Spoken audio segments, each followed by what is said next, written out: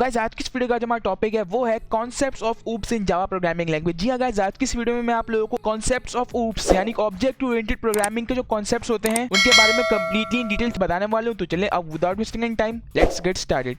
Oops in Java, oops stands for object oriented programming. Guys अपनी previous video के अंदर मैंने आप लोगों को ऑब्जेक्ट ओरिएंटेड प्रोग्रामिंग के बारे में कंप्लीटली इन डिटेल समझाया था और एंड आई होप आपको समझ में आया होगा। तो आज की इस वीडियो में मैं आप लोगों को थोड़ा बहुत इंट्रोडक्शन दे देता हूँ कि ऊप्स क्या होता है, उसके बाद हम लोग मूव करते हैं मेन टॉपिक कॉन्सेप्ट्स के ऊपर। लेकिन अगर आपने प्रीवियस वीडियो देखी हुई है और आप डायरेक्टली ऊप्स के कॉन्सेप्ट के बारे में पढ़ना चाहते हैं तो सो इस टाइम स्टैम्प पे आप मूव कर जाएं। ऑब्जेक्ट ओरिएंटेड प्रोग्रामिंग, इस बात का मतलब क्या है गाइस? ऑब्जेक्ट का मतलब होता है हमारे पास कोई भी एक रियल वर्ल्ड एग्जांपल यानी कोई भी ऐसी चीज जो कि रियल लाइफ में एग्जिस्ट करती हो, जैसे कि मोबाइल फोन या लैपटॉप जिसमें आप मेरी वीडियो देख रहे हैं, ये रियल वर्ल्ड एंटाइटी में एग्जिस्ट करता है ये ऑब्जेक्ट। जैसे कि यूट्यूब जहाँ पे आपने वीडियो देख रहे हैं, यूट्यूब भी एक प्लेटफॉर्म है जो इस दुनिया में एग्जिस्ट करता है। तो उसके लिए ऑब्जेक्ट ओरिएंटेड प्रोग्रामिंग। अब ओरिएंटेड का मतलब क्या होता है? ओरिएंटेड का मतलब होता है हमारे पास बेस्ड ऑन, यानी ऐसी चीज जो किसी पर बेस्ड हो। और हम लोग यहाँ पे कह रहे हैं ऑब्जेक्ट ओरिएंटेड प्रोग्रामिंग यानी ऐसी प्रोग्रामिंग जो बेस्ड हो हमारे ऑब्जेक्ट पर। और आसान करता हूँ कि बेस्ड ऑन का मतलब होता है मबनी,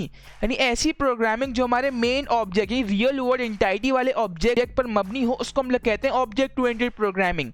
अगेन ऐसी प्रोग्रामिंग जो हमारे रियल वर्ल्ड पर बेस करे उसको हम लोग कहते हैं ऑब्जेक्ट ओरिएंटेड प्रोग्रामिंग यानी ऊप्स। तो यहाँ पे मैंने थोड़ी और डिस्क्रिप्शन दी हुई है ऑब्जेक्ट ओरिएंटेड प्रोग्रामिंग की। Object means a real world entity such as a pen, chair, table, computer, watch etcetera, जो कि मैंने आपको बताया भी ऑब्जेक्ट का क्या मतलब होता है। Object oriented programming is a methodology or paradigm to design a program using classes and object. It simplifies software development and maintenance. तो बात का सिंपली मतलब ये कि ऑब्जेक्ट ओरिएंटेड प्रोग्रामिंग की मदद से हम लोग क्या करते हैं, हम लोग कुछ ऐसे इस तरह से अपने कोड को डिजाइन करते हैं कि वो बहुत ईजी हो जाता है रियल वर्ल्ड में, और इसमें हम लोग क्लासेस बेस्ड वर्क करते हैं। अब ऑब्जेक्ट और ये क्लासेस क्या है ये आगे चल के मैं आपको बताता हूँ, ये कॉन्सेप्ट में शामिल होता है।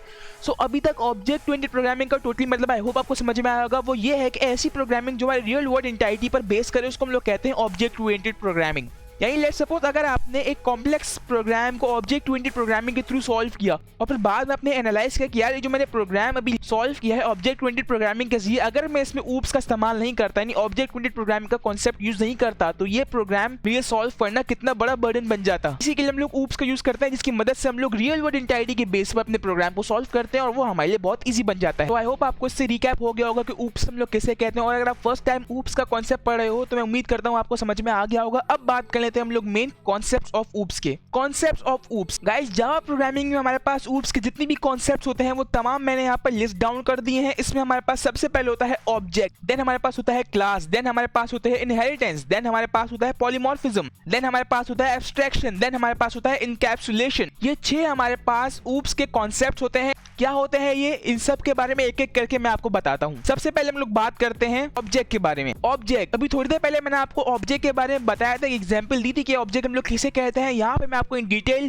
कॉन्सेप्ट ऑफ ऊप्स ऑब्जेक्ट के बारे में इन डिटेल समझाता हूँ। तो यहाँ पे मैंने इसकी थोड़ी बहुत डिस्क्रिप्शन लिखी हुई है। सो मैंने यहाँ पे लिखा हुआ है any entity that has a state and behaviour is known as an object. For example a chair, pen, table, keyboard, bike etcetera. It can be physical और लॉजिकल। इस बात का सिंपली मतलब ये कोई भी ऐसी चीज जो कि रियल वर्ल्ड में यानी रियल स्टेट में एग्जिस्ट करे तो उसको हम लोग ऑब्जेक्ट करते हैं। जैसे कि एग्जांपल में है चेयर, पेन, टेबल। तो चेयर क्या है? चेयर एक ऑब्जेक्ट है क्योंकि वो रियल वर्ल्ड में एग्जिस्ट करता है, वो चेयर है, उसकी एक स्टेट है। जैसे कि पेन है, टेबल है, कीबोर्ड है। And it can be physical और लॉजिकल। और लॉजिकल से क्या मुराद हुआ? फिजिकल तो हो गया हमारे पास पेन, चेयर। लॉजिकल मींस कोई भी एक सॉफ्टवेयर हो गई, जैसे कि यूट्यूब जहाँ पे आप मेरी वीडियो देख रहे हो। तो यूट्यूब क्या है? वो एक डिजिटल प्लेटफॉर्म है, तो एक ऐसी एंटाइटी है जो डिजिटल बेस करती है यानी वो हमारे स्क्रीन पे आती है। सो इस चीज को हम लोग कहते हैं लॉजिकल। कुछ सॉफ्टवेयर बेस्ड हो, वो सॉफ्टवेयर है वो भी तो एग्जिस्ट करता है इस दुनिया में। Object can communicate without knowing the details of each others data और code. Only necessary thing is the type of message accepted and the type of response return by the object. इस बात का simply मतलब ये कि object हमारा communicate कर सकता है बाकी डेटा कोड से।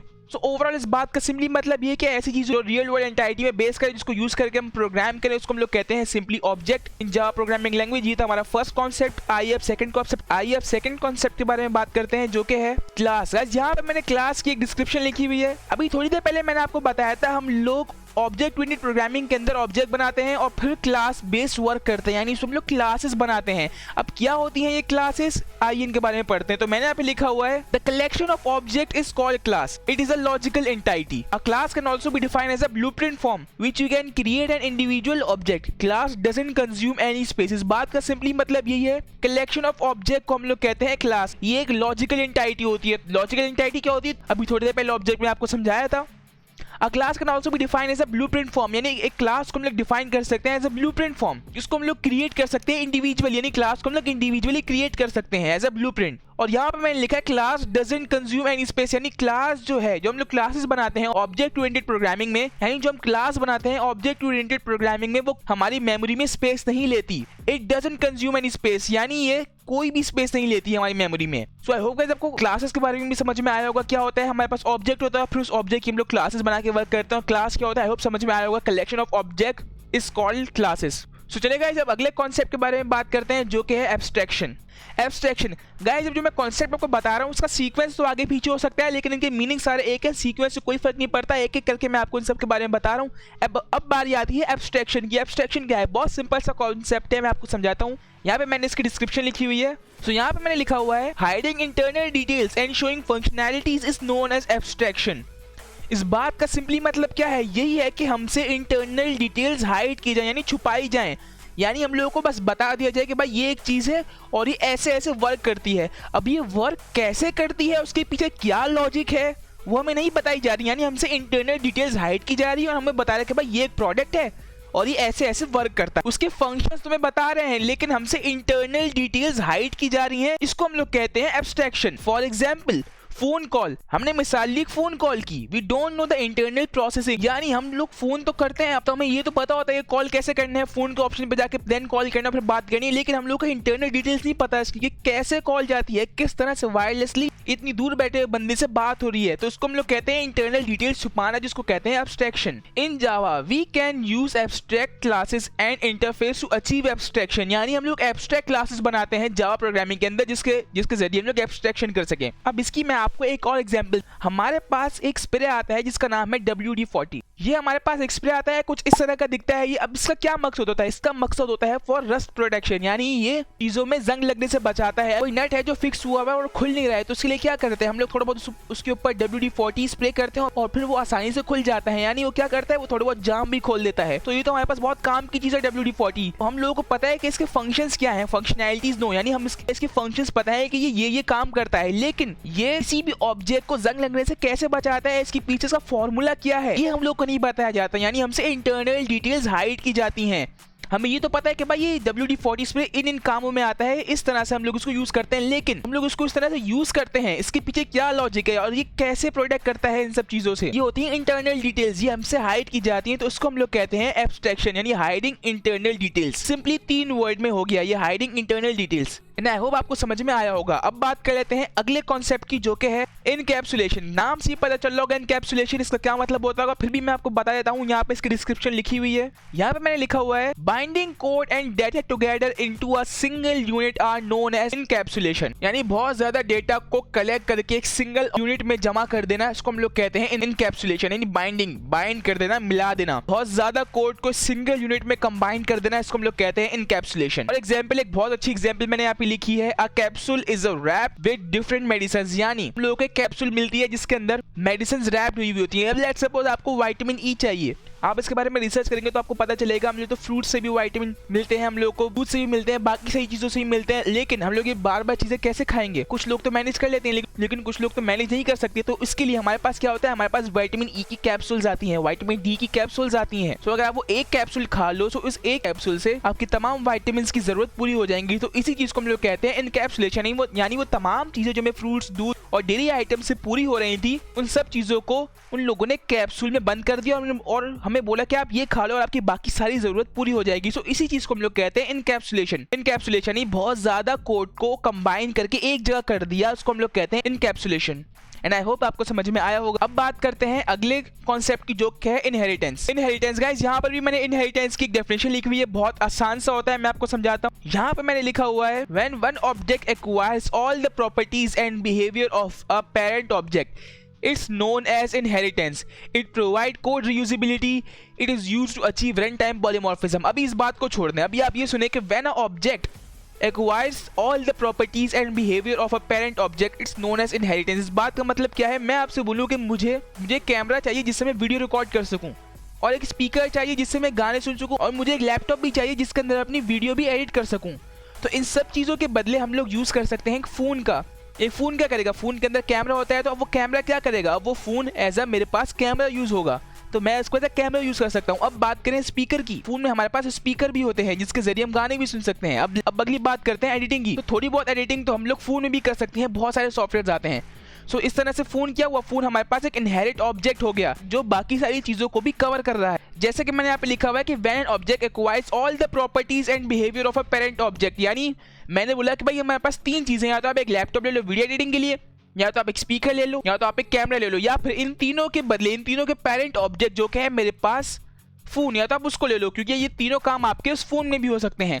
सो इसी चीज़ को हम लोग कहते हैं inheritance. It provide code reusability. It is use to achieve run time polymorphism. अब यहाँ पर मैंने लिखा है provide code reusability. Code reusability हमारे पास बहुत होती है इससे, क्यों? जहाँ पे हमें कोड लिखना पड़ेगा इन तीन चीज़ों के लिए, इन तीन चीज़ों के बदले हम लोग एक पेरेंट ऑब्जेक्ट बनाकर उसके ऊपर हम लोग कोड करेंगे, तो इससे हमारी कोड रियूजिबिलिटी भी बहुत बढ़ जाएगी। And it is use to achieve run time polymorphism. अब ये पॉलीमॉर्फिज्म क्या है? यही हमारा अगला कॉन्सेप्ट है। तो अब चलिए पॉलीमॉर्फिज्म के बारे में बात करते हैं। पॉलीमॉर्फिज्म, अब क्या होता है पॉलीमॉर्फिज्म? यहाँ पे मैंने इसकी भी डिस्क्रिप्शन लिखी हुई है। सो यहाँ पे मैंने लिखा हुआ है if one task is perform in different ways it is known as polymorphism. For example, to convince a customer differently, to draw something, for example a shape, triangle और रेक्टेंगल।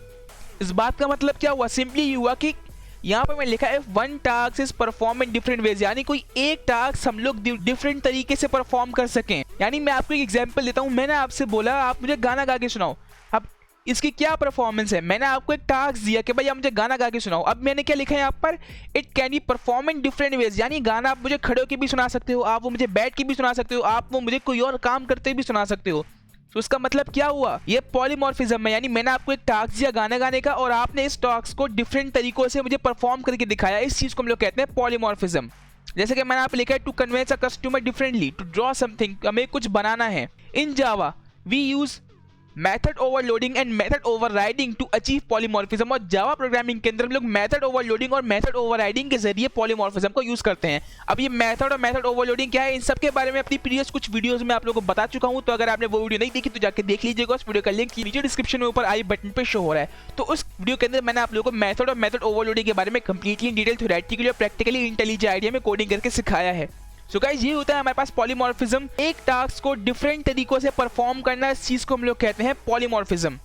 अब इसकी एक और एग्जांपल ले लेते हैं, बहुत सिंपल सी है। मान ले मैंने आपको एक कैलकुलेशन दी कि आपको परफॉर्म करना है 2 + 2। आपने अब 2 + 2 की मैंने आपको एक कैलकुलेशन दी, इसको आपने परफॉर्म करना है, बताना है इसका आंसर क्या आ रहा है। इसका आंसर बताने के बहुत सारे तरीके हैं। ये मैंने आपको एक टास्क दे दिया, बताओ, और मैंने आपको बोला ये तुम मुझे डिफरेंट तरीकों से करके बताओ। अब पहला तरीका क्या? पहला तरीका तो ये कि मैंने अपने माइंड में ही कर लिया कि 2 + 2 = 4। अब सेकंड तरीका क्या है? सेकंड तरीका मैंने निकाला कैलकुलेटर से, मैंने कैलकुलेटर से कैलकुलेट किया कि 2 + 2 हमारे पास होता है 4। अब नेक्स्ट तरीका क्या हुआ? नेक्स्ट तरीका हमने किसी से पूछ लिया कि भाई 2 + 2 क्या होता है, तो अगले ने हमें आंसर दे दिया 4। तो इस तरह से हमारे पास बहुत डिफरेंट वेज हो जाते हैं। हम कंप्यूटर में भी गूगल से पूछ सकते हैं 2 + 2 क्या होता है, हम सीरी से पूछ सकते हैं, हम गूगल असिस्टेंट से पूछ सकते हैं। तो इस तरह से हमारे पास बहुत सारे तरीके होते हैं जिसके जरिए हम लोग 2 + 2 पता कर सकते हैं। तो इसी चीज को हम लोग कहते हैं पॉलीमॉर्फिज्म। एक टास्क को डिफरेंट तरीकों से परफॉर्म करना, इस चीज को हम लोग कहते हैं पॉलीमॉर्फिज्म। आई होप आपको समझ में आया होगा। सो गाइस, ये थी आज की वीडियो। आई होप आपको आज की इस वीडियो से ऊप्स के तमाम कॉन्सेप्ट समझ में आए होंगे। मैंने आपको पॉलीमॉर्फिज्म के बारे में बताया, इनहेरिटेंस के बारे में बताया, इनकैप्सुलेशन के बारे में बताया, एब्स्ट्रैक्शन के बारे में बताया, क्लास के बारे में बताया, ऑब्जेक्ट के बारे में भी बताया। सो आई होप गाइस आपको कॉन्सेप्ट ऑफ ऊप समझ में आए होंगे। इन तमाम 6 के 6 कॉन्सेप्ट के बारे में मैंने आपको कंप्लीटली इन डिटेल थ्योरेटिकली समझाया है, एंड आई होप आपको समझ में आया होगा। अगर आपको थोड़ी बहुत क्यूरी है तो मैं आपको बोलूंगा आप इस वीडियो को दोबारा देखें, तो दोबारा देखने से आपको तमाम प्रॉब्लम सॉल्व हो जाएंगी। फिर भी अगर कोई प्रॉब्लम रहती है तो नीचे कमेंट करें, मैं आपको उसका रिप्लाई लाजमी करूंगा। सो आई होप गाइस आपको आज की इस वीडियो से concepts of oops completely in detail समझ में आया होगा। अगर आया हो तो इस वीडियो को लाइक लाजमी कीजिएगा। लेटर ऑन ऐसी जावा और प्रोग्रामिंग से रिलेटेड वीडियो से अपडेटेड रहने के लिए मेरे चैनल को सब्सक्राइब करके बेल नोटिफिकेशन को ऑल पे कर लें, ताकि मैं जब भी कोई न्यू वीडियो अपलोड करूँ तो उसका लिंक लिंक आपके पास सबसे पहले पहुंचे। एंड गाइस अगर आपको नहीं पता है कि पूरा जावा कोर्स है जिसके अंदर मैं जावा प्रोग्रामिंग को स्टार्टिंग से लेकर एंड तक बिल्कुल सीक्वेंस वाइज पढ़ा रहा हूं, सो जी हां ये पूरा कोर्स है। इस कोर्स की मैंने एक प्लेलिस्ट बनाई है। सो गाइस ये है वो प्लेलिस्ट। इस प्लेलिस्ट के अंदर मैं जावा प्रोग्रामिंग को स्टार्टिंग से लेकर एंड तक बिल्कुल सीक्वेंस वाइज पढ़ा रहा हूं। मैं इस प्लेलिस्ट के अंदर डेली बेसिस पर वीडियोस अपलोड करूंगा और ये वीडियो भी इसी प्लेलिस्ट का हिस्सा है। अगर आप जावा प्रोग्रामिंग को स्टार्टिंग से लेकर एंड तक सीखना चाहते हैं तो आप इस प्लेलिस्ट को एक्सेस कर सकते हैं।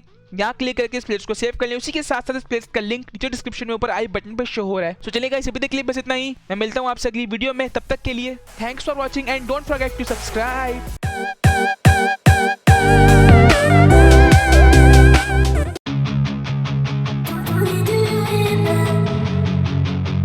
We do it.